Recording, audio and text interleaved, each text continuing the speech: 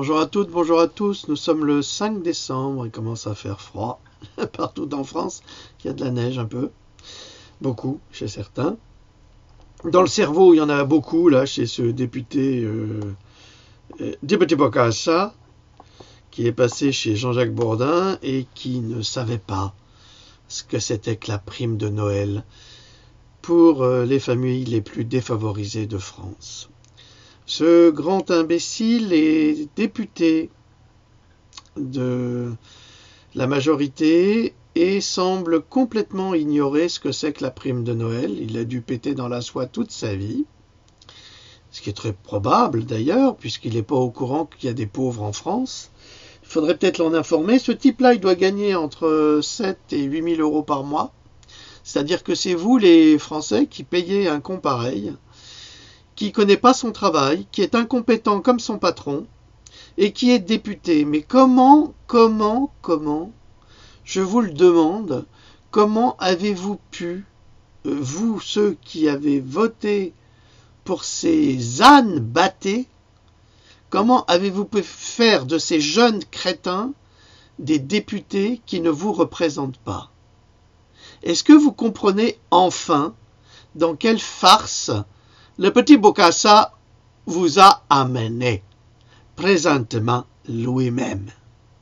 Alors je remercie Jean-Jacques Bourdin pour avoir posé cette question salutaire qui nous prouve à quel point ces petits connards de politiciens de merde se foutent de notre gueule.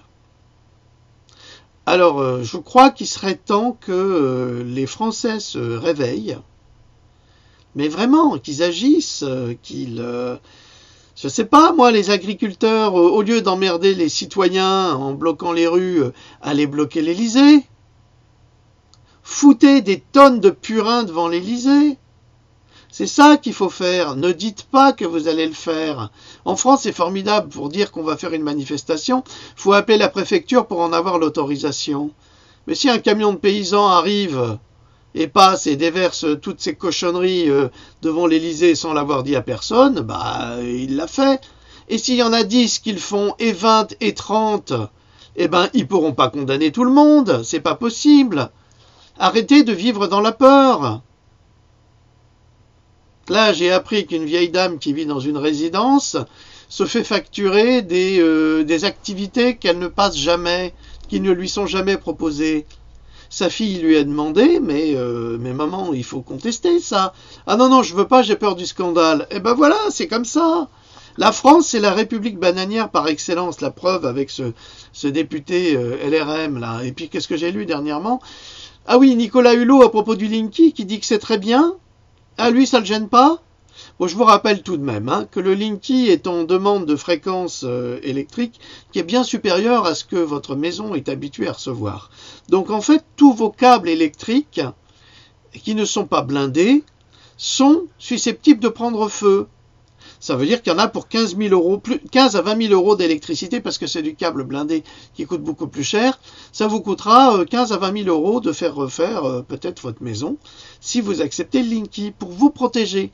Et comme les câbles sont trop petits, là, les petits câbles bleus et rouges, eh ben, ils rayonnent partout dans les murs et c'est pour ça qu'ils prennent feu. Vous comprenez ? Alors que Nicolas Hulot prétende que c'est sans risque, c'est faux. C'est faux parce qu'il y a plein de publications, j'en ai mis plein sur mon mur Facebook. Je vous en prie, vous pouvez aller vérifier. C'est étonnant qu'il ne soit pas au courant. D'autant plus que le Linky, c'est un boîtier électrique intelligent qui permet de vous espionner sur tout, sur absolument tout. Combien de fois vous allez aller aux toilettes, si vous faites une grosse ou une petite commission. Bon, là, ils ne savent pas vraiment si vous faites du mou ou si vous faites du dur. C'est peut-être la chose qu'ils ne savent pas exactement. Mais en tous les cas, ils savent. Ils savent si vous vous touchez la nuit. Ils savent ce que vous faites avec votre femme. Ils savent tout. Ils savent tout grâce au Linky. Et en plus, ils peuvent pirater votre ordinateur encore plus simplement. Ah bah oui, bah, c'est pour ça que l'Élysée sous Hollande, a refusé l'installation du Linky. Alors, pourquoi l'Élysée, que nous payons dans nos impôts, refuse l'installation du Linky pour les dangers supposés, ils veulent pas le feu à l'Élysée, et ils veulent pas non plus que des malveillants les piratent. Alors pourquoi eux, ils ont droit à ne pas l'avoir, et nous, ils veulent nous l'imposer? Posez-vous les questions. Si après vous êtes malade, hein, c'est votre problème.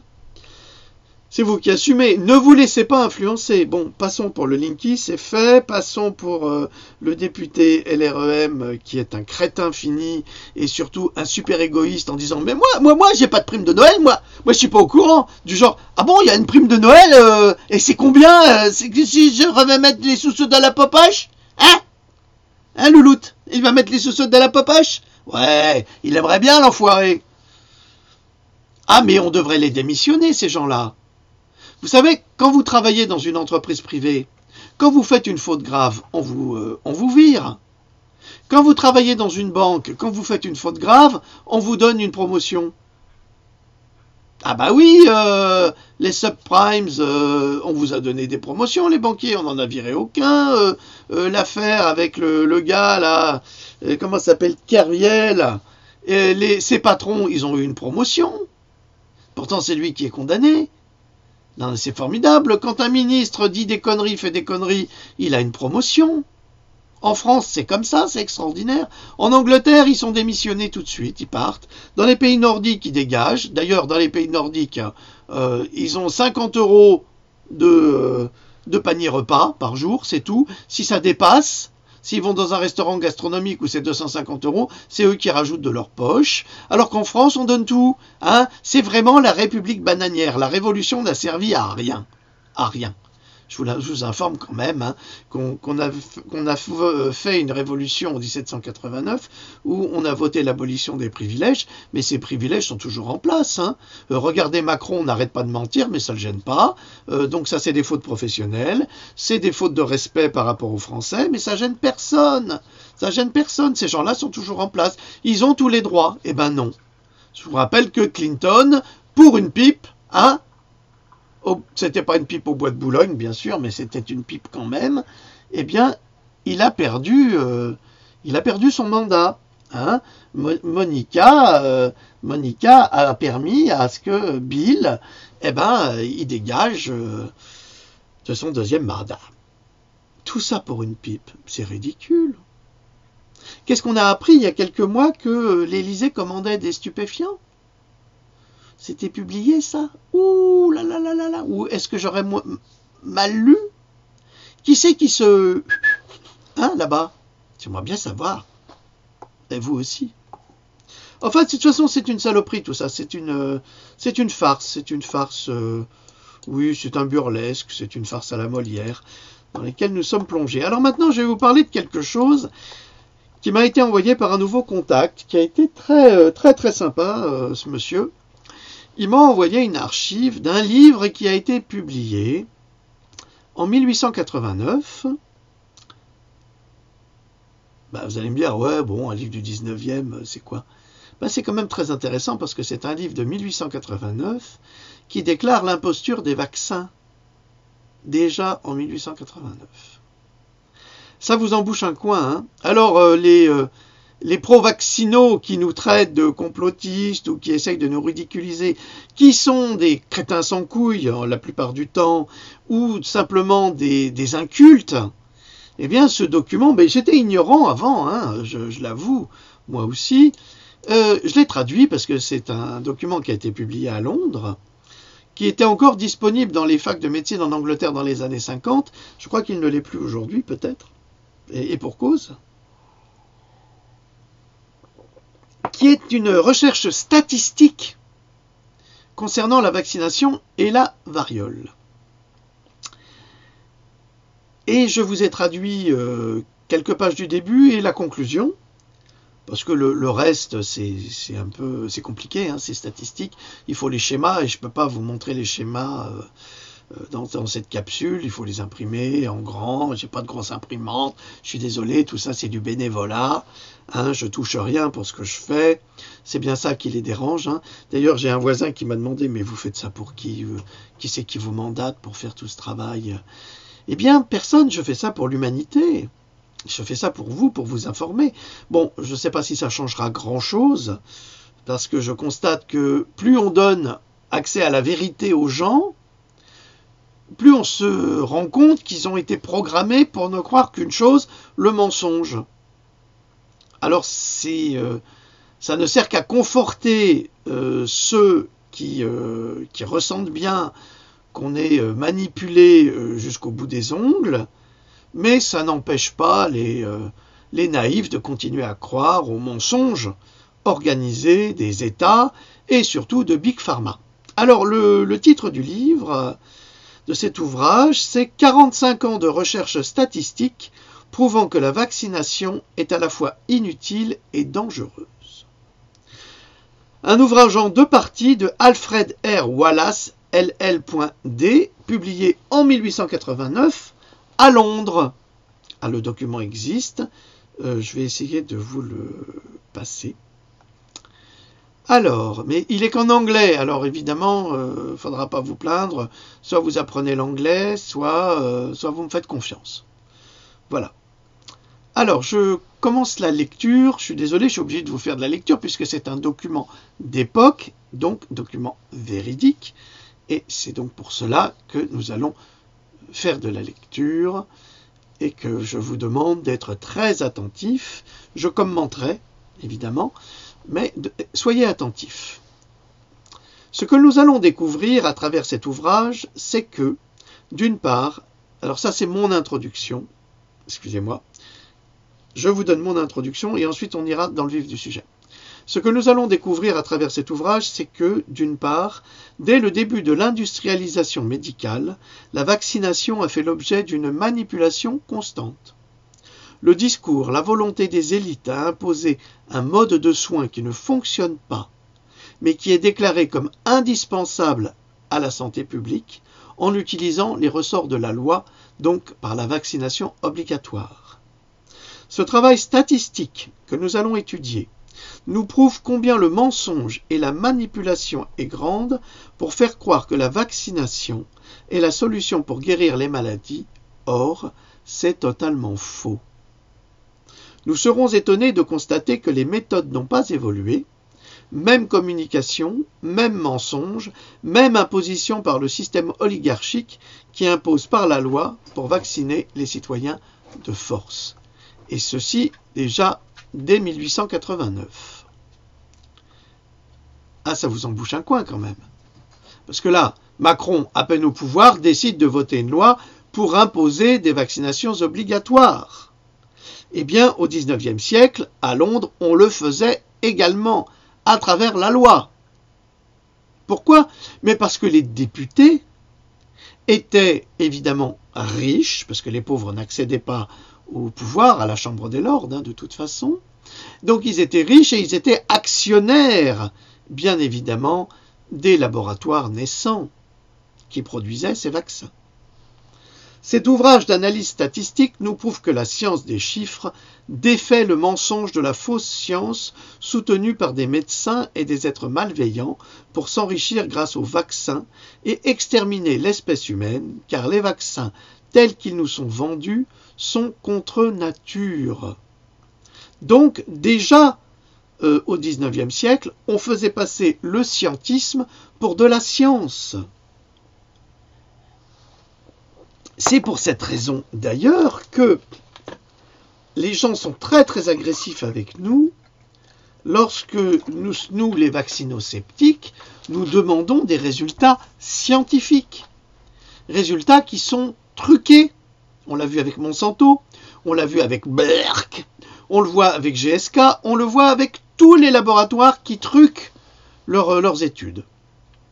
On le sait, ils sont condamnés, mais ça ne change rien. Ils continuent à vendre leurs produits assassins. Donc, maintenant, je vais passer, avant d'arriver encore à cet ouvrage du XIXe siècle, à un article extrêmement intéressant qui va vous passionner d'ailleurs, je vous mettrai le lien, en français. Un article qui a été publié par Morpheus.fr à propos des composants métalliques nanométriques toxiques dans les vaccins. Alors qu'est-ce que c'est ? Qu'est-ce que c'est que tout ça ? Eh bien tout ça, ce sont des nanoparticules qui sont disposées dans les vaccins qu'on injecte à nos enfants, puis à nous-mêmes, des nanoparticules qui ne sont pas indiquées dans les notices. C'est intéressant ça. Ça veut dire qu'on peut mettre n'importe quelle merde dans les vaccins. Et quand on vous dit qu'il n'y a pas de mercure dans les vaccins, c'est faux. Mike Adams l'a prouvé, il y a toujours du mercure dans les vaccins, et surtout si ce n'est pas indiqué. En revanche, il n'y a pas de mercure dans les vaccins où il y a des sels d'aluminium, parce que les deux sont incompatibles. Si les deux sont mélangés, il y a une réaction en chaîne qui se produit qui est absolument terrible. C'est pour ça, et je le répète, qu'on vous vaccine un coup d'aluminium dans le bras, un coup de mercure dans l'autre bras. Comme ça, ils ne se rencontrent pas. Vous comprenez ? C'est pas plus compliqué que ça. Parce que si on mélange les deux, alors là, le sujet, il va crever, hein, inévitablement. Alors, 100 ans plus tard, les vaccins continuent à faire des ravages dans la perfection de la malfaisance scientifique. Donc, pour moi, les vaccins, puisque je suis un vaccino-sceptique, sont de la malfaisance scientifique. Et pas que pour moi, hein, il y a plein de scientifiques qui le disent. Hein. Ça détruit le système immunitaire, ça détruit les molécules du corps, ça détruit tout, ça efface tout. C'est pas fait pour soigner les vaccins. C'est fait pour invalider. La preuve, entre guillemets, pourquoi y a-t-il des nanocomposants de tungstène, des métaux lourds, titane, zirconium, hafnium, strontium, aluminium, nickel, antimoine, bismuth, cérium, cuivre, plomb, étain, barium, vanadium, sodium. Tous plus toxiques les uns que les autres dans les vaccins diffusés à l'échelle mondiale par les laboratoires GSK, donc GlaxoSmithKline, vous commencez à le connaître, hein, j'ai fait une capsule sur ces gens-là, Pfizer, Berna Biotech, Sanofi Pasteur, Sanosufi aussi, Novartis, Wyeth Pharmaceutical, Baxter, etc., etc. Ils travaillent tous ensemble, hein. Sont des laboratoires indépendants, mais ils travaillent tous ensemble pour mettre les mêmes saloperies. J'en profite pour vous dire qu'une grande partie de ces métaux lourds sont également trouvés dans les chemtrails, chemical trails. Eh oui, ils vous bombardent avec ça. Et il ne faut pas vous étonner si vous tombez malade après. Et donc, toutes ces nanoparticules ne sont pas signalées dans les notices des vaccins. C'est une belle saloperie, ça. Pourquoi est-ce qu'ils cachent ? Pourquoi est-ce qu'ils cachent les choses, à votre avis? Pourquoi est-ce qu'on cache la vérité? Est-ce que c'est pour ne pas paniquer les patients? Je ne sais pas. Ou est-ce que c'est pour les empoisonner? Moi, j'irais plutôt vers la deuxième réponse. Alors, on trouve ces composants toxiques dans... Alors là, c'est pour les parents, ça, hein, je vous le dis. Vous ne pourrez pas dire que vous ne saviez pas. Dans le Prevnar 13, qui est un antipneumocoque qu'on veut imposer aux parents, soi-disant pour les protéger des problèmes pulmonaires, mais il n'y a aucune garantie que ça fonctionne, au contraire. Dans le Priorix de GSK, qui est l'équivalent du ROR, hein, rougeole, oreillon, rubéole, et ça on sait que c'est un vaccin très toxique qui est obligatoire maintenant. Dans l'Infantrix Hexa, donc hexavalent de GSK, c'est l'antidiphtérie, le tétanos, l'hépatite B, le papillomavirus. Non mais franchement, diphtérie, tétanos, hépatite B, papillomavirus dans un seul vaccin? Non mais on fait les courses à mammouth là, hein. Il n'y a pas de raison, on met tout là-dedans, hein. Alors, déjà, diphtérie, tétanos, on peut régler ça avec du chlorure de magnésium, on le sait depuis 1915. Mais ça coûte rien, donc il ne faut surtout pas le faire. Ok, on ne le fait pas. L'hépatite B, on sait que c'est parfaitement inutile et que c'est un vaccin très toxique. Ok. Et le papillomavirus, les statistiques nous prouvent qu'il y a plus de chances de développer des effets secondaires contre le papillomavirus, avec le vaccin contre le papillomavirus, que de développer un papillomavirus dans une vie. Ok, bon, c'est juste des statistiques, hein, moi je vous donne les informations. Le Vaxigrippe de Sanosufi Pasteur, c'est contre la grippe, donc maintenant vous savez que le vaccin contre la grippe est un hoax médical, il ne sert strictement à rien. D'ailleurs, ils vous le disent hein, chaque année, hein, on va vous vacciner contre la grippe, mais on n'est pas certain que ça fonctionne. Alors, on sait que maintenant, les plus de 65 ans, c'est un article qui a été publié en Angleterre, donc c'est une recherche anglaise qui prouve que ça aurait tendance à tuer un peu plus les personnes de plus de 65 ans et il n'est pas absolument inutile de vacciner un enfant contre la grippe à moins d'1 an de toute façon, et on s'est rendu compte que jusqu'à 6 ans, 7 ans, il ne fallait pas vacciner contre la grippe parce que ça provoquait des crises d'épilepsie. Mais les crises d'épilepsie, c'est pas une crise, hein. C'est à vie. Et puis après, vous allez voir ma capsule sur le fameux médicament de GSK, hein, cet affreux médicament anti-crise qui va vous brûler 90% de la peau et puis vous rendre encore plus malade que vous ne l'êtes, et vous rendre aveugle, enfin bref. Il y a une capsule là-dessus, vous n'avez qu'à la regarder. Alors, on en trouve aussi donc dans le Gardasil, le fameux Gardasil de Sanofi Pasteur, toujours, contre le cancer du col de l'utérus et le papillomavirus humain, et contre le Fluarix de GSK, qui est un vaccin contre la grippe. Ça sert à rien, mais ça se vend bien. La peur fait vendre. C'est vendeur, la peur. La peur des musulmans, la peur du terrorisme, la peur des maladies. Ça, la peur, ça vous conditionne bien, ça. Le jour où vous cesserez d'avoir peur, ils cesseront de nous vendre de la peur. Alors maintenant, dans ce très très bon article, je vais vous lire, là j'ai repris l'article, donc je le cite, c'est http://www.morpheus.fr, composants métalliques nanométriques toxiques vaccins. Je mettrai le lien. Alors les effets biologiques du tungstène. Qu'est-ce que c'est que le tungstène? C'est un métal lourd. Alors l'injection, évidemment en intramusculaire, ça c'est les vaccins, de microparticules d'un alliage de tungstène contenant 91,1% de tungstène, 6% de cobalt et 2,9% de nickel, chez les rats de laboratoire, donc un vaccin qui contient ceci, et c'est contenu dans tous les vaccins que je vous ai nommés.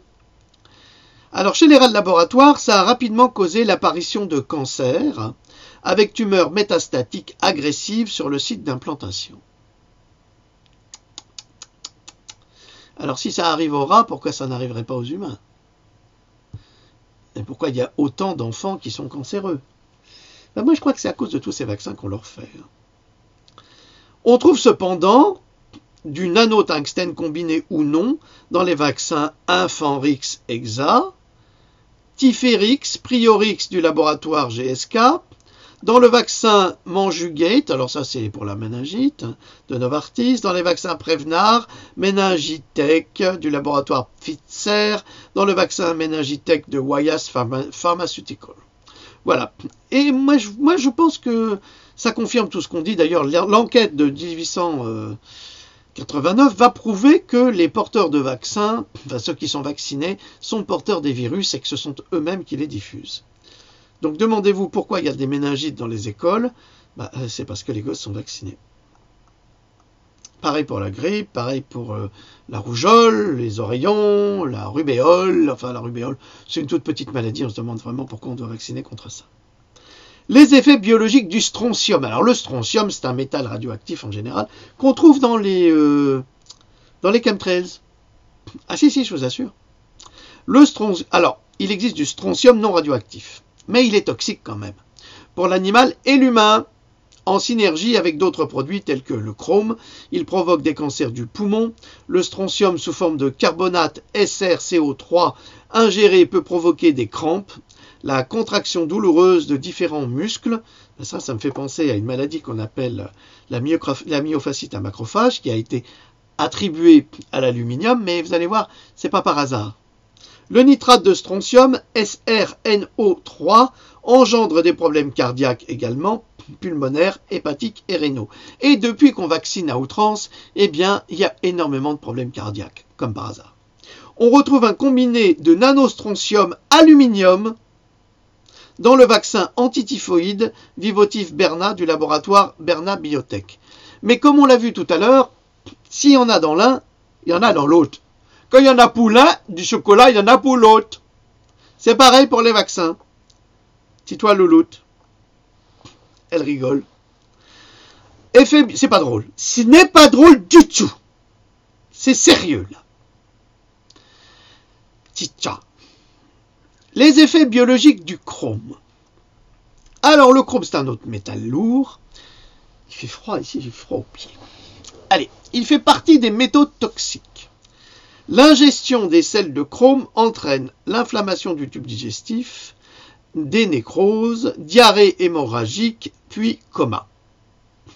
Il est cependant présent en combinaison nanométrique dans les vaccins, dans le Tifim de Adventist Pasteur, merci Pasteur, notre impasteur favori, le Mancevax, l'Infantrix Exa, le Tiférix, le Fluarix, le Cervarix du laboratoire GlaxoSmithKline. Alors le Cervarix, excusez-moi, c'est le frère jumeau du vaccin Gardasil. Alors, l'anététal, le Diftet-Hall, le Fossetria, l'Agrippal, Menvo du laboratoire Novartis, le Prevnar 13 et le Méningitech du laboratoire Pfizer, le Vaxigrip, le Stamaril, le Repevax, le MMR Vax Pro du laboratoire Sanofi, Pasteur, etc., etc. Il y a du chrome là-dedans, on le dit à personne, et ça provoque des quantités de pathologies graves, voire invalidantes. Les effets biologiques du hafnium. Alors je ne savais même pas ce que c'était que le hafnium, donc je le découvre. Le hafnium, sous la forme de métal, ne pose normalement pas de problème. Il y a très peu d'études dessus. Par contre, tous les composés du hafnium sont considérés comme toxiques. Le composé ZR Al-Haf, zirconium, aluminium, hafnium, retrouvé dans le vaccin antityphoïde du laboratoire Bernard Biotech, a toutes les chances d'être un toxique aux effets totalement inconnus sur la santé.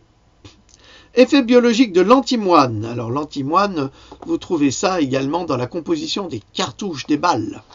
C'est pour ça qu'il faut retirer les balles, parce que, vu la grande toxicité de l'antimoine, Santé Canada a émis une norme provisoire pour la concentration maximale acceptable pour l'eau potable, qui est de 6 Htradé. Par contre, l'antimoine semble toléré dans les vaccins. On en retrouve dans le vaccin Manjuguette de Novartis. C'est fou ça, vraiment je comprends pas. C'est ce que disait un médecin alsacien d'ailleurs à propos des vaccins. Il disait que si je prends chaque composant que je vais chercher dans un laboratoire et que je les mets tous dans un vaccin, eh bien si je vaccine avec ces composants que j'ai ajoutés, eh ben je serai condamné pour meurtre ou tentative de meurtre. Mais si eux font la même chose, les laboratoires, eh ben c'est tout à fait toléré. C'est même obligatoire par la loi du petit Bokassa. C'est quand même formidable. Il y a quelqu'un qui m'a demandé c'est qui le petit Bokassa. Je vous en prie, répondez-lui. C'est mieux, parce que c'était énervé, moi. Alors, on va continuer. Les effets biologiques du bismuth. Salut Bernard, c'est mon frangin. Il s'appelle bismuth. Le bismuth est très toxique, engendrant des dégâts sur le foie et les reins. C'est un neurotoxique, encore un, mercure, aluminium, neurotoxique, eh bien on ajoute le bismuth. Affectant l'ensemble du système nerveux central, comme le mercure, comme l'aluminium, et bien le bismuth est le troisième neurotoxique pour le cerveau. Ces effets sur l'embryon et le fœtus n'ont jamais été étudiés, et pour cause. Vous vous rendez compte, si on rajoute le bismuth à ces deux autres saloperies que j'ai nommées précédemment, présentement moi-même, eh ben, on n'est pas dans la merde. On en retrouve cependant dans les vaccins Varilix et Fluarix du laboratoire GSK, dans l'Agrippal de Novartis, le Gardasil, le Repevax, le MMR Vax Pro de Sanofi Pasteur. C'est pas mal, non? Toxicité du barium, dans les chemtrails également. Je vous en prie, renseignez-vous. J'ai fait suffisamment de travail là-dessus pour vous en parler. L'intoxication aiguë au barium chez l'homme se manifeste par plusieurs signes et symptômes tels que des douleurs abdominales intenses, des diarrhées sanglantes, des troubles cardiovasculaires. L'intoxication aiguë peut aussi se solder par la mort, soit à cause d'une insuffisance respiratoire, soit en provoquant un problème cardiaque. On en retrouve dans le vaccin tétabuline du laboratoire Baxter, le vaccin anatétal du laboratoire Chiron ou Chiron, dans les vaccins Infanrix, Hexa, Tiférix, Fluarix, du laboratoire GSK, dans les vaccins Anatéphal, Diftet-Al, Agrippal, Fluad, Menvo du laboratoire Novartis, dans le Prevnar 13 de Pfizer, dans le Gardasil, le Repavax, le MMR, le Vaxpro, laboratoire Sanofi, Pasteur, et patati et patata. Mais putain, mais ils veulent vraiment nous flinguer, hein. Ils veulent vraiment nous tuer. Minute de silence. Un ange des laboratoires passe, qu'on la batte. Papam. C'est quand même incroyable, hein. Et maintenant, on va passer dans le vif du sujet à propos de cet ouvrage qui date de 1889. Et oui, nous sommes bien au 19e siècle. Variole, vaccination et mortalité. La variole, c'est une maladie très ancienne, la variole, qui remonterait à 10 000 avant Jésus-Christ et qui aurait voyagé de Chine en Extrême-Orient avant d'atteindre l'Europe assez tard d'ailleurs, mais voilà. Alors il existe deux types de varioles. Vous avez des varioles extrêmement puissantes, fortes et dévastatrices, et puis vous avez des varioles plus douces. Et ces varioles plus douces, on a du mal à les déterminer parce qu'elles sont pas éruptantes forcément, nécessairement, mais elles créent des septicémies. Donc quoi qu'il arrive, on en meurt. Alors, après avoir été mené... Alors ça, c'est l'écrivain donc qui vous en parle. Je vais vous redonner son nom, je ne l'ai pas retenu. Excusez-moi, j'ai un peu de problème avec les noms, j'en ai tellement dans la tête. C'est Alfred R. Wallace, LLD, qui déclare... On y vient, hein. Après avoir été mené ou amené à me demander moi-même quant aux effets de la vaccination dans la prévention ou la diminution de la variole, je suis arrivé au résultat aussi inattendu qu'ils m'apparaissent pour être conclusifs. Vous avez compris? Oui. La question est celle qui affecte notre liberté personnelle, aussi bien que la santé, et même sur les vies de milliers d'individus. Il devient donc un devoir de s'efforcer de faire la lumière sur la vérité une fois découverte et de l'offrir à tous, et particulièrement à ceux qui, sur la foi de déclarations fausses ou trompeuses, ont appliqué la pratique de la vaccination par le système pénal. Je répète, il devient donc un devoir de s'efforcer de faire la lumière sur la vérité une fois découverte et de l'offrir à tous, et particulièrement à ceux qui, sur la foi de déclarations fausses ou trompeuses, ont appliqué la pratique de la vaccination par le système pénal. Donc là, en 1889, après 45 ans d'études statistiques, parce qu'ils ont commencé vers 1830, les études statistiques, eh bien, ce chercheur déclare sur la foi de déclarations fausses et trompeuses que des médecins, des directeurs d'hôpitaux, des personnes impliquées dans la fabrication des vaccins ont fait voter des lois pour imposer des vaccinations sur de faux arguments. C'est exactement ce qui se passe aujourd'hui avec ces putains d'enfoirés de députés de la majorité de Macron, qui sont des députés incompétents pour la plupart, comme on l'a vu hier chez Bourdin. Donc ces gens-là ne savent rien, ne connaissent rien, et ils votent des lois parce que les laboratoires qui ont financé le petit Bokassa décident de faire voter ces lois pour imposer à vos enfants de les invalider, comme nous l'avons vu précédemment avec l'article publié sur Morpheus et sur, entre autres, les nanotechnologies qui sont dans les vaccins. Je reprends ce livre. Je propose maintenant d'établir les 4 déclarations suivantes de fait, au moyen de la seule statistique officielle qui est à notre disposition. Donc, cet homme prouve par la statistique que la science est du scientisme et que ceux qui se valorisent de cette science de la vaccination sont des menteurs, des tricheurs et des assassins. J'adopterai un mode de présentation de cette statistique dans un ensemble cohérent qui les rendra intelligibles à tous. Ces déclarations sont, premièrement, pendant les 45 ans de l'enregistrement des décès et de leurs causes, la mortalité due à la variole a très légèrement diminué, tandis qu'une épidémie de variole extrêmement sévère est arrivée dans les 12 dernières années de la période définie. Ce qu'il veut dire, c'est qu'à partir des 12 dernières années, on a vraiment appliqué la vaccination antivariolique et, comme par hasard, l'épidémie s'est surdéveloppée depuis la vaccination. Et tu comprends, hein? C'est clair. Un louloute que c'est clair. Oui. Si c'est clair pour louloute, c'est clair pour vous. Elle va m'en vouloir après. C'est pas grave. 2. Il n'y a aucune preuve ni évidence qui montre que la légère diminution de la mortalité due à la variole soit due à la vaccination. On n'a rien. 3. Que la gravité de la variole comme maladie n'a pas été atténuée par la vaccination. Pareil pour la rougeole, hein. Et on vaccine, les gens attrapent toujours la rougeole, hein, la rougeole de Disneyland, la rougeole d'ici, la rougeole de là. On attrape de toute façon, et même si on est vacciné, ce qui prouve que la vaccination n'a jamais fonctionné. 4. Que plusieurs maladies inoculables ont augmenté de manière alarmante et coïncident avec la vaccination forcée. Ça veut dire que depuis qu'on vaccine des maladies, donc des virus, les humains ou les animaux, on provoque des pathologies graves et même des épidémies. Et ça, on le sait depuis 1889. Qu'est-ce qui a changé? Rien. Les gens sont toujours aussi ignorants, évidemment, parce qu'on veut les entraîner dans l'ignorance.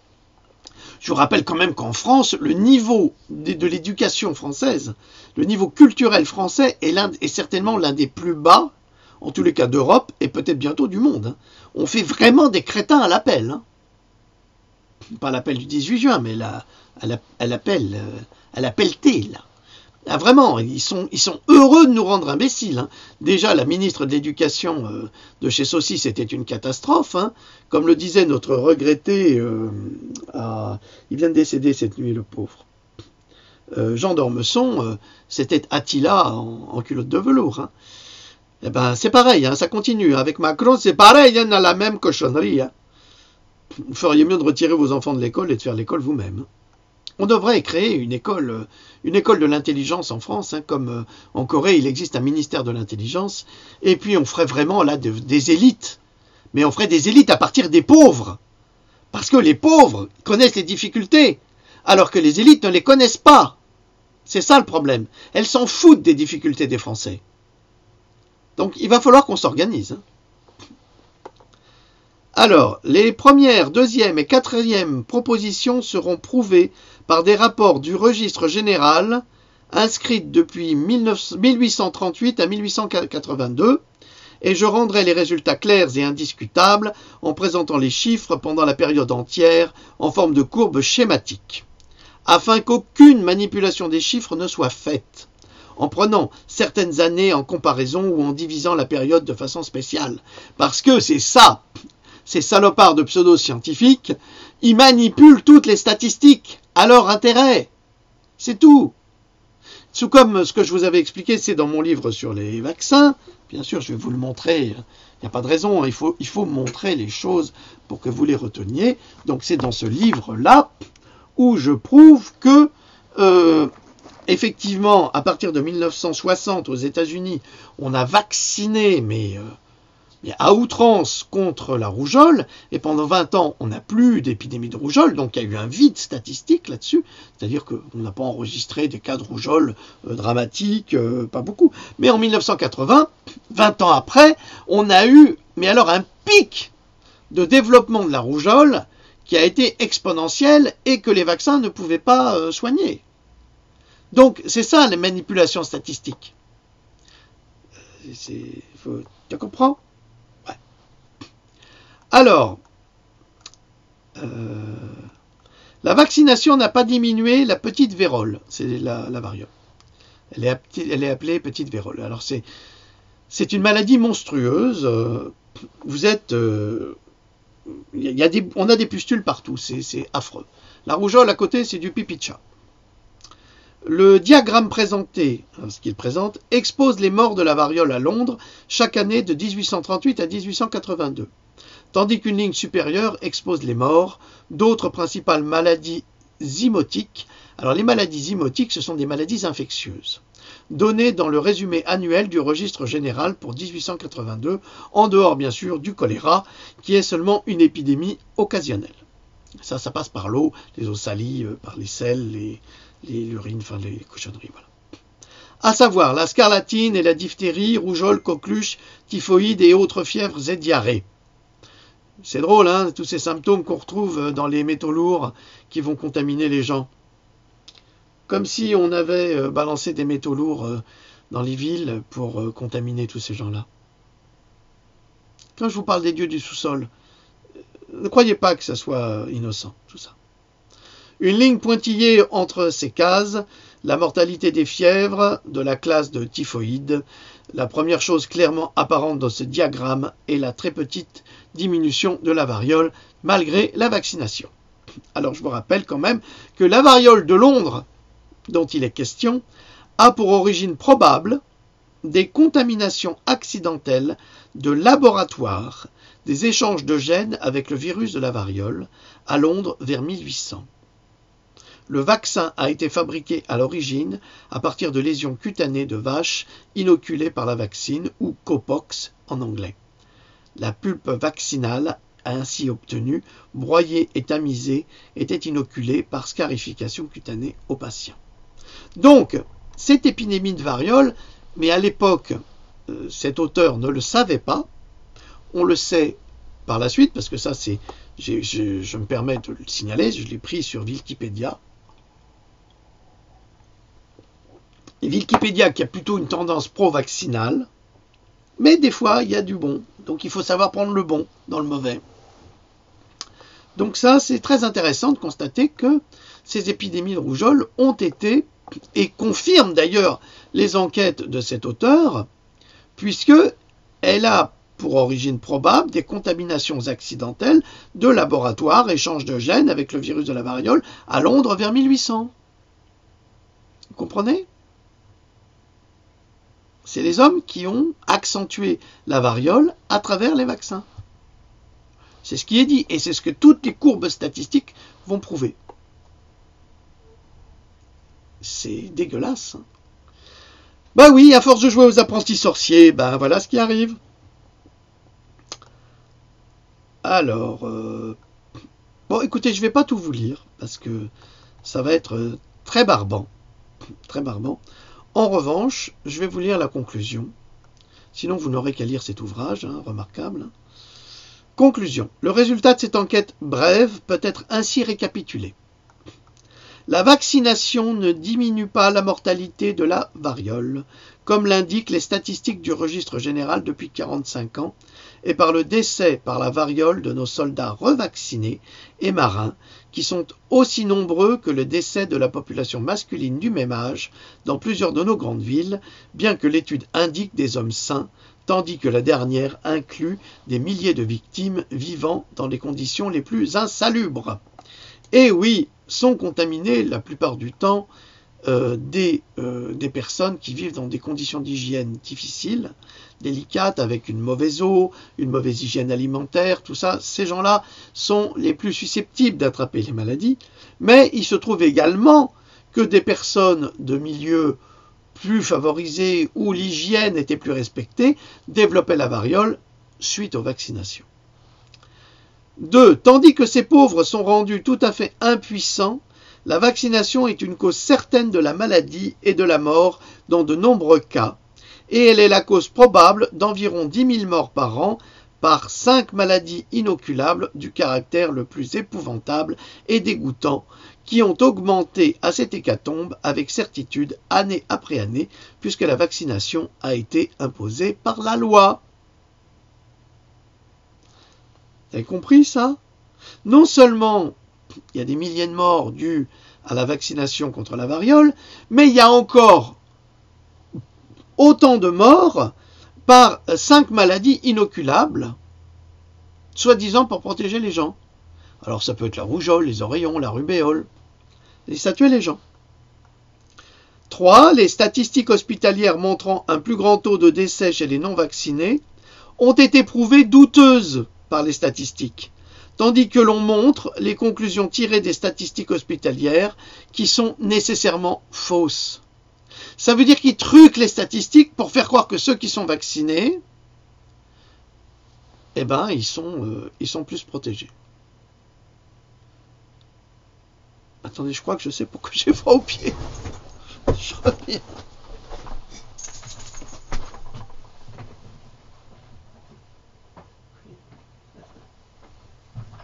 Oui, c'est ça.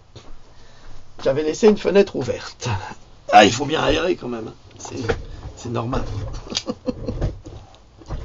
Alors, si ces faits sont vrais, ou quoi que ce soit, près de la vérité, l'exécution de la vaccination par contrainte, par amende et par emprisonnement de parents peu disposés est un despotisme cruel et criminel auquel il convient à tous, les vrais amis de l'humanité, de dénoncer et s'opposer à chaque occasion. Alors, ça c'est pour la mère Buzine et ses copains. Ça a été écrit en 1889. Ces faits sont vrais, que c'est truqué, que c'est mensonger. Qu'est-ce qu'il y a, mon bonhomme? Mon petit bonhomme. Qu'est-ce qu'il y a? Viens. Allez, hop. Allez, hop. Allez. Allez. Voilà. Tu t'installes et tu bouges pas. Allez, viens là. Voilà. Là. C'est bien. Il va s'installer, il va être tranquille. Donc ce que ça prouve, c'est que ces faits sont véridiques et que ce soit près de la vérité, l'exécution de la vaccination par contrainte, par l'amende et l'emprisonnement de parents peu disposés est un despotisme cruel et criminel auquel il convient à tous, les vrais amis de l'humanité, de dénoncer et s'opposer à chaque occasion. Non mais est-ce que vous vous rendez compte que en 1889, un écrivain nous parlait exactement de ce que nous vivons aujourd'hui depuis que le petit Bokassa a été élu, c'est-à-dire avec une obligation vaccinale. Allez, installe-toi, tu seras bien. Une telle législation impliquant, comme elle le fait, notre santé, notre liberté et notre vie est une question trop sérieuse pour dépendre des déclarations erronées des fonctionnaires intéressés ou les dogmes d'une clique professionnelle. Certaines des déclarations officielles erronées et un peu d'ignorance sur laquelle vous avez compté ont été ici exposées. La preuve statistique sur laquelle seul un vrai jugement peut être fondé est aussi disponible à vous qu'à n'importe quel médecin de campagne. Donc, nous exigeons que vous, nos représentants, parce que ça a été envoyé à la Chambre des représentants, à la Chambre des lords, vous accomplissiez votre devoir solennel à cet égard en y consacrant un peu de recherche d'investigation minutieuse et personnelle. Et si vous constatez que les faits principaux, comme ceux exposés dans cet ouvrage, sont en grande partie corrects, nous faisons appel à vous pour défendre sans délai le mal que vous avez fait. Et ça, je m'adresse à ces petits enfoirés de députés Macron qui ont voté cette loi sans aucune connaissance scientifique, en dehors des allégations de la ministre Buzine qui a travaillé 14 ans pour les laboratoires et qui vote cette loi qui est inique, scandaleuse et assassine pour assassiner les enfants de France. Et que ce soit des enfants blancs, jaunes, verts, arabes, machin, noirs, africains ou n'importe quoi, ils vont tous y passer. Donc là, il est écrit clairement qu'on demande aux représentants non pas de voter la loi, mais justement de ne pas la voter pour protéger le peuple. Parce que la science telle qu'elle est prouve que ces vaccins sont assassins et criminels, et ça n'a fait que se développer depuis 1889 à l'extrême. Aujourd'hui, c'est une industrie, les vaccins. Demandez-vous pourquoi. Alors, là, c'est en lettres majuscules. Nous, les citoyens, vous poussons solennellement à l'abrogation immédiate des droits pénaux iniques par lesquels vous nous avez forcés à une opération dangereuse et inutile, une opération qui a certes causé beaucoup de morts, qui sont probablement la plus grande cause de mortalité, plus que la variole elle-même. Ce vaccin dont l'efficacité ne peut pas être prouvée pour n'avoir jamais sauvé une seule vie humaine. Bon, je vais arrêter là. C'est très précis, c'est une enquête très très précise que je vous encourage à lire. C'est du vieil anglais, c'est du bel anglais. Ça se comprend très bien. Je n'ai pas eu trop de mal, c'était difficile parce que c'était technique et qu'on parle de statistiques. Mais vous avez là un ouvrage de référence qui prouve noir sur blanc combien les vaccins sont toxiques, dangereux et inutiles, et qui fait suite à une enquête statistique de 45 ans, qui date à peu près de 1830 à 1880. Donc, cette statistique est stable et solide. Alors maintenant, Fox 45, on va changer de sujet, hein. On va revenir, là mon petit s'est installé, donc c'est bien. Il me déconcentre un peu, mais c'est pas grave. Alors, Fox 45 a publié un article sur une enquête qui a été menée dans tout le pays, aux États-Unis, et qui prétend que les animaux de compagnie, dont mon petit ami qui est là, meurent des vaccinations. Alors à Miami Valley, Ohio, des milliers de personnes à travers le pays disent que leurs animaux de compagnie meurent des conséquences des vaccins. Ils rapportent une variété d'effets secondaires, des tumeurs aux maladies auto-immunes, ainsi que le cancer. La plupart des vétérinaires, cependant, incitent sur le fait que les vaccins ne sont pas en cause. Ça vous rappelle quelque chose ? Si les vétérinaires disent que les vaccins ne sont pas en cause, automatiquement les médecins vont vous dire non, ce n'est pas les vaccins qui vous rendent malade. Et vous qui avez été invalidé, vous savez très bien que ce sont les médecins qui vous ont vacciné qui vous ont invalidé. Vous le savez. Mais le monde médical dit que ce n'est pas vrai. Donc les vétérinaires ne font pas exception. Marie Zalewski a perdu son chien Bentley l'année dernière. Il a eu des problèmes de santé pendant des années avant qu'elle n'ait compris que la cause de ces maladies était les vaccins. Ouvrez les guillemets. Ces problèmes ont soudainement explosé. Il a pris 15 kilos d'un coup. Je ne comprends pas ce qui arrive. Nous n'avons pas modifié son régime alimentaire, a-t-elle déclaré. Le fait que nous avons continué à avoir tous ces problèmes qui s'ajoutaient les uns aux autres m'ont amené à cette conclusion que les vaccins y étaient pour quelque chose, que cela pourrait être... Qu'est-ce que cela pourrait-il être d'autre ? Alors je vous rappelle quand même que les vaccins sont tenus également pour responsables dans le développement de l'obésité. Et comme par hasard, ce chien il prend 15 kilos d'un coup. Intéressant, non ? Je vous rappelle quand même que les vaccins sont testés sur les chiens, les chats, les singes, enfin bref. Toute cette horreur est testée sur le monde animal qui se sacrifie pour le mal-être des humains, puisque les vaccins ne fonctionnent pas, et malheureusement, et qui s'invalident les humains.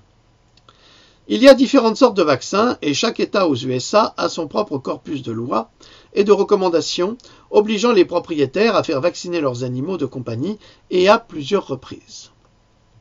Dans l'État de l'Ohio, les directives impliquent que les animaux de compagnie doivent recevoir leurs vaccins principaux qui incluent le parvo et le distemper. Alors le distemper, c'est contre les problèmes respiratoires, la toux, l'encombrement nasal, des signes gastro-intestinaux, des vomissements, la diarrhée, et des signes neurologiques, des tremblements, le trébuchement, etc. Ça crée ça aussi. Le distemper est facilement évitable avec un calendrier vaccinal régulier.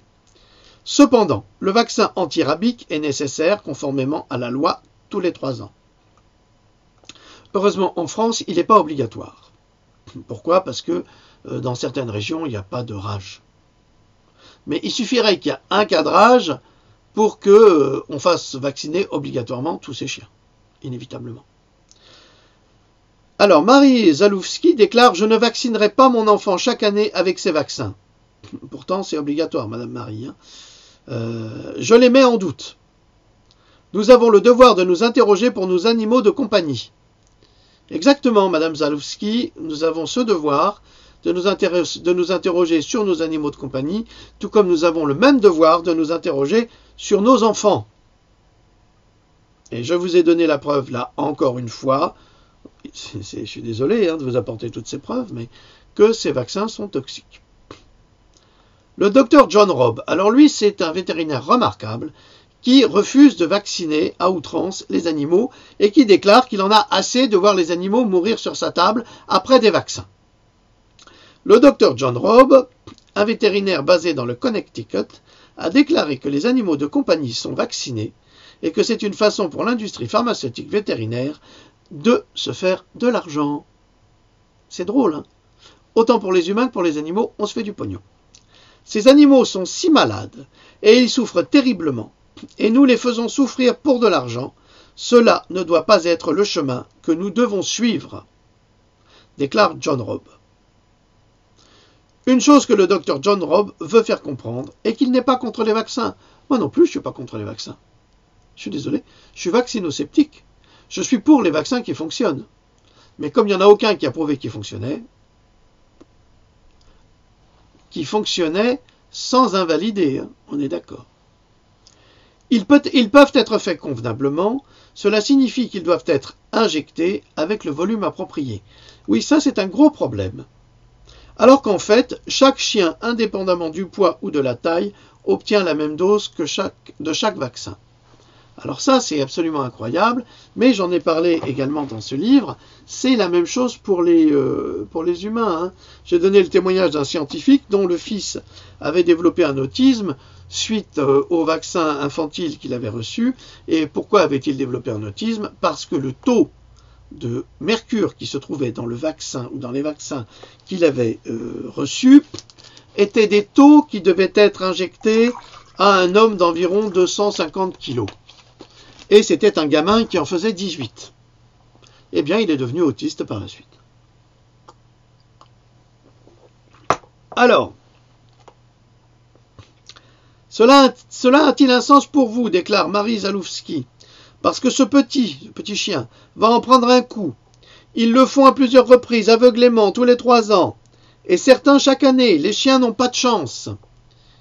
Madame Zalewski, nos enfants non plus n'ont pas de chance. Et vous le savez, j'adore les chiens. Le docteur Daniel Brouwer est un vétérinaire qui a non seulement vacciné tous ses patients chaque année, mais ses propres chiens, et qui déclare « Si vous pensez que je le ferais si les vaccins nuisaient à leur santé, ou même pensez que je nuirais, pas question, impossible. » Donc lui, il est convaincu que les vaccins fonctionnent exactement, messieurs, mesdames, comme votre médecin est convaincu que les vaccins sont sans risque. Mais je vous ai lu les conséquences des nanotechnologies injectées dans les vaccins que même les médecins ignorent, cités par Morpheus.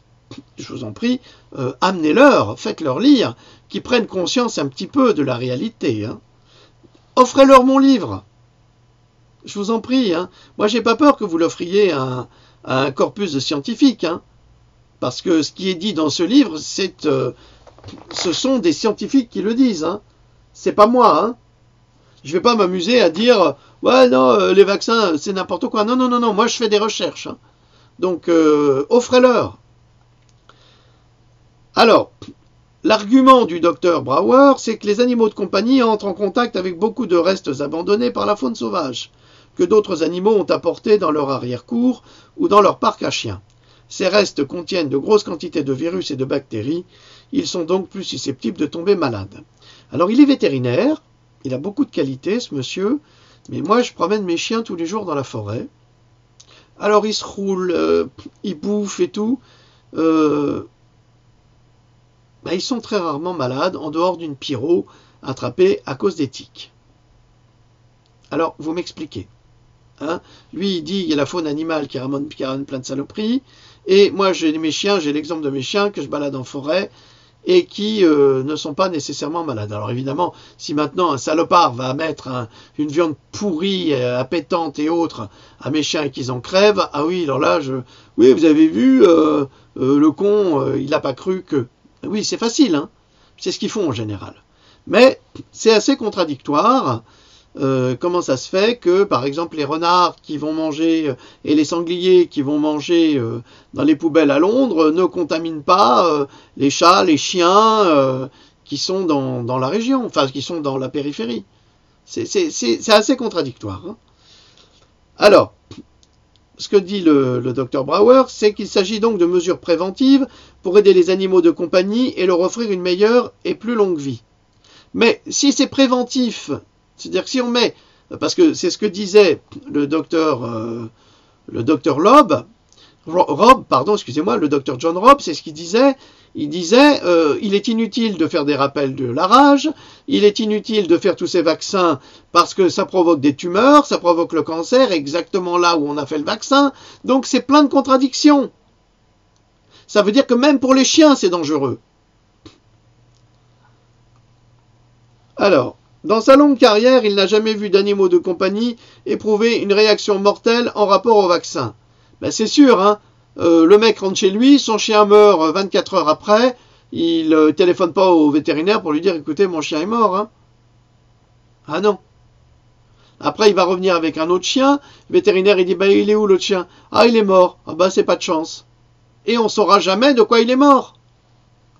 Cependant, le docteur Robb déclare que le problème est que les vétérinaires ne rapportent pas toujours la cause directe de la mort des chiens de compagnie. Ah !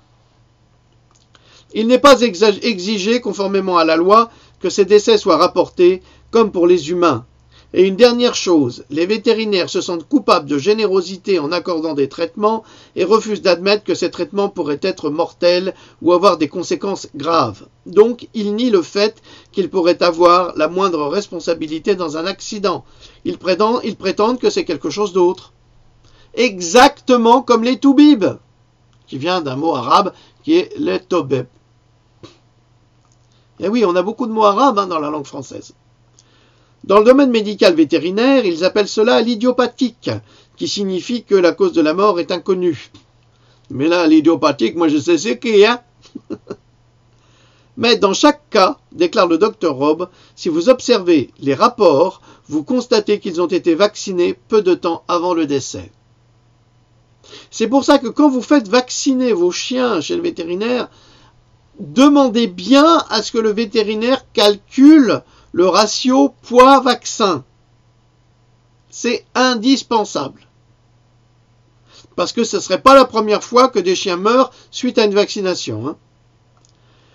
Le docteur Robb recommande des tests biologiques mesurant si vraiment votre animal de compagnie a besoin d'un vaccin en réalité. Cependant, à cause des lois actuelles, votre animal de compagnie doit avoir son vaccin antirabique tous les 3 ans, indépendamment de ce que le test indiquerait. C'est justement où le combat se trouve, déclare Maria Zalewski. C'est là où ma colère est grande. Alors pour les tests biologiques, vous savez qu'on ne peut pas les faire sur les humains avant la vaccination. Pourquoi ?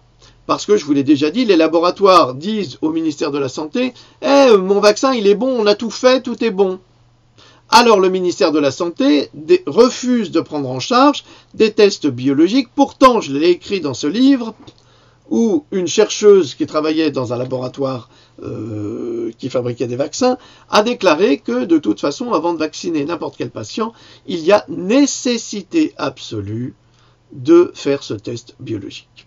Mais comme le ministère de la Santé vous répond « Ah ben non, les laboratoires disent que c'est bon, je vois pas pourquoi on ferait ce test », eh ben, ils sont complices de crimes contre l'humanité. C'est exactement le cas. Voilà. Alors, on a terminé pour aujourd'hui. Nous sommes... Ah ben voilà, on a dépassé 1 heure. Je suis désolé. Je voudrais vous rappeler que je ne suis pas médecin, que je ne fais pas d'ordonnance, que je ne réponds pas aux conseils médicaux, je ne suis pas habilité. Si vous cherchez des réponses, vous allez chez les naturopathes, qui sont des médecins en spécialisés naturopathes. Vous allez chez des chiropracteurs qui peuvent vous aider. Vous allez chez des médecins, tout simplement. Vous trouvez les bons. Il en existe, je suis désolé. Il y a quand même de très bons médecins. Donc, ne me posez pas ces questions, je ne répondrai pas. J'ai mon ami et maître, qui est Jean Gilles de Pélichy, qui vient de perdre un procès contre une patiente. L'homme a 80 ans. Il a soigné des vies. Il a sauvé des vies pendant 80 ans, pendant 60 ans. Il a 80 ans, il est attaqué en justice par une personne qui n'a pas écouté ses conseils. À 80 ans. Qu'est-ce que vous voulez faire? Alors, ne me posez pas de questions, je ne répondrai pas, je ne suis pas habilité, je n'ai pas les compétences requises, ne mettez pas des compétences que je ne possède pas, je vous en prie, je ne suis qu'un modeste chercheur, je ne suis pas médecin. Alors, à votre santé, ne me posez pas, s'il vous plaît, ce genre de questions, c'est inutile. Et puis c'est tout, et puis je vous salue bien, et je vous dis à la prochaine capsule. Salut!